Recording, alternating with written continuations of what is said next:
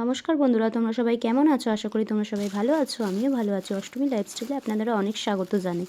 তো বাবানের আঁকা পরীক্ষা চলছে, তাই জন্য বাবানকে 10টা আঁকা জমা দিতে হবে। তাই জন্য ওকে ফাইল দিয়ে দিয়েছিলাম। এই ফাইলটা হচ্ছিল না, দেন আবার একটা বড় ফাইল এনে দিয়েছিলাম, যার মধ্যে সব 10টা পেজ ঢুকিয়ে নিয়ে নাম, রোল নাম্বার দিতে হয়েছে। বাবানকে দিয়ে বাড়ি পুজো দিতে একা একাই যাচ্ছি। তো একা দেখো, ঠান্ডা, বাইরে কেউ নেই। তো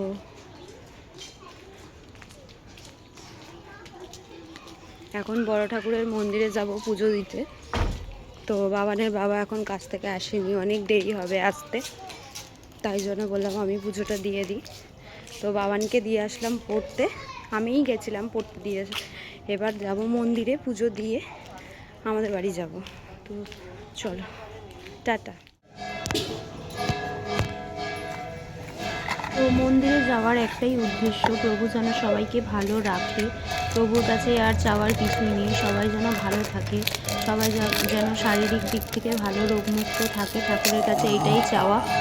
তো দাদাভাই আর আমি একসাথেই যাই, প্রতি শনিবার যাই। তো দাদাভাই না এখন কয়েকদিন কাজ দিয়ে আসতে অনেক দেরি হয়ে যাচ্ছে, যে 7টা-8টার সময় আসছে কাজ থেকে। তো ঠান্ডার মধ্যে আসবে, তো আমি বললাম যাই হোক, তুমি যাওয়া আর আমি যাওয়া একই ব্যাপার। তো দাদাভাই একদমই মিস করে না, আমি না গেলেও দাদাভাই চলে যায়। তো এইটা আমরা একদমই মিস করি না। তো একটু সময় পেলে না অবশ্যই তোমরাও যাবে, দেখবে সব কিছু আমার এখানে যাওয়ার থেকে অনেক কিছু ভালো হয়েছে, রোগমুক্ত হয়েছি। প্রথম কথা, রোগমুক্ত হলেই ভালো, আর কোনো কিছু লাগে না।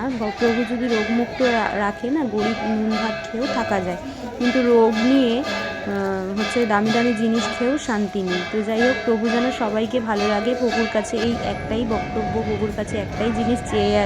তো যাই হোক, সবার আমাদের 3টে মোমবাতি জ্বালিয়ে আমি আমাদের 3জনের জন্য, আর একটা জ্বালাই আদার্স সবার জন্য। সবাইকে যেন প্রভু মঙ্গলময় রাখুক, সবার যেন শরীর ভালো থাকে, বাবা মা ভাই বোন সবাই তো রয়েছে, সবাই যেন রোগমুক্ত থাকে।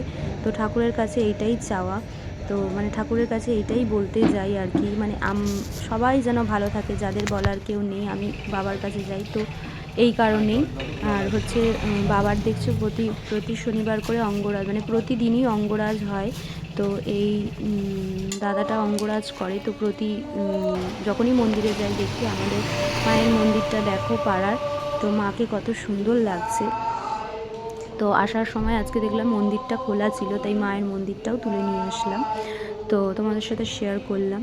তো ফাইনালি এখন বাড়িতে যাচ্ছি, বাড়িতে গিয়ে রান্না করব। গোবিন্দভোগ চাল এনেছে, কিন্তু করছি সরু চাল দিয়ে। আর এদিকে চাল দিয়ে নিয়েছি সরু চাল, তো এর মধ্যে দিয়ে নেবো নুন,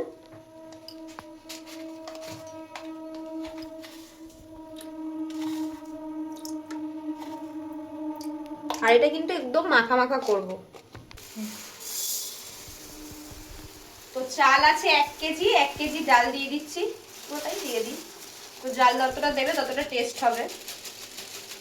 আর একটা ডাল আছে, মটর ডালও আছে, তো এটা একটু হালকা ফ্রাই করে নিই। আর এটাতে পরিমাণ মতো কিন্তু নুন দিয়ে নেবে।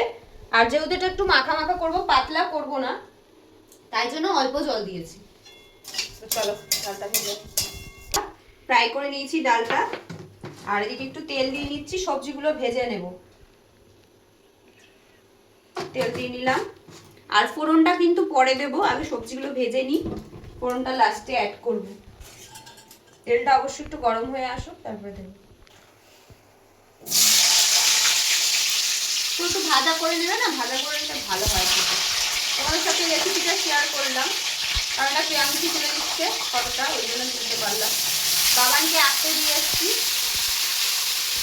ও হ্যাঁ, এটার মধ্যে নুন দেবে, এগুলো আর বলার কিছুই নেই। আর এই ঠান্ডার সময় খিচুড়ি ভালোই লাগে, বাঙালির বাড়িতে অবশ্যই।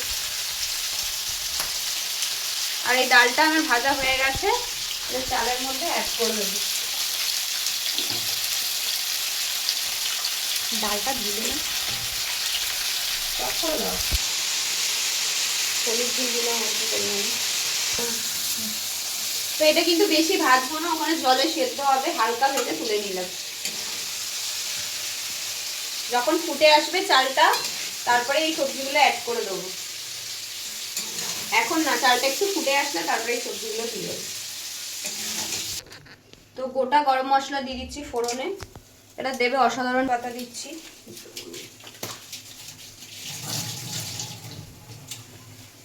সরে যাও।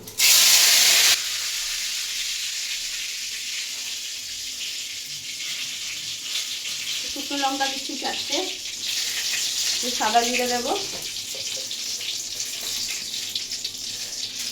ফোড়নটা করে রাখছি, হয়ে গেলে হাঁড়ির মধ্যে অ্যাড করে দেবো।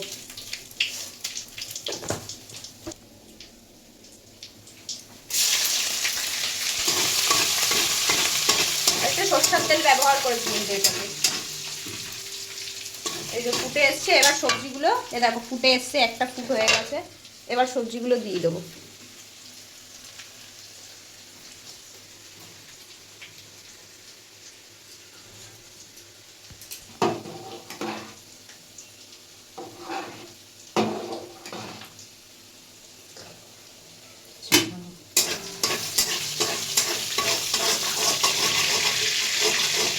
শুকনো শুকনো করবো, 50% হয়ে এসছে। এবার দিয়ে দেবো, এবার এটা ঢেলে দেবো সোমবারটা। এখনো কিন্তু হবে, এখনো হয়নি।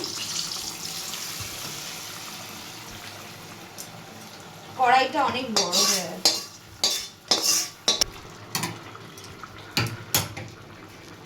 দেবো একটু ঘি, দেখো দিদি, একটু ঘি দেবো।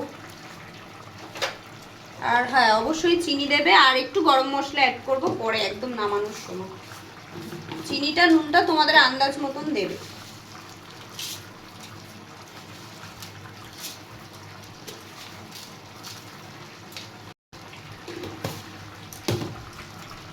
দিয়ে এখানে ভালো করে মিক্সড করে দেবো।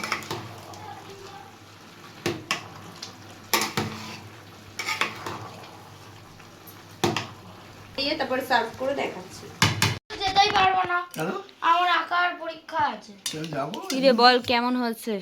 দারুণ দারুণ দারুণ। এটা শুকনো, একটু ঠান্ডা হলে পুরো শুকিয়ে যাবে। এমনি নুন টুন সব ঠিক আছে তো? ওকে ওকে ওকে।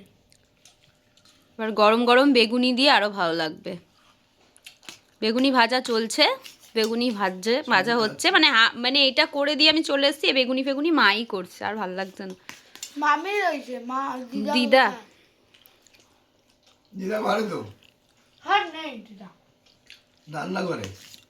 ও খিচুড়ি নিয়ে দম ছিল, আলুর দমটা দিতে ভুলে, মানে আলুর দমটা দেওয়া হয়নি, মানে এটা মাই করে রেখেছিল, আলুর দমটা আমি করিনি, খিচুড়িটা করেছি। আর লাগবে তোদের? না, পরে খাবি, পরে আবার খাবে। টেস্ট করলাম, এখন টেস্ট হলো।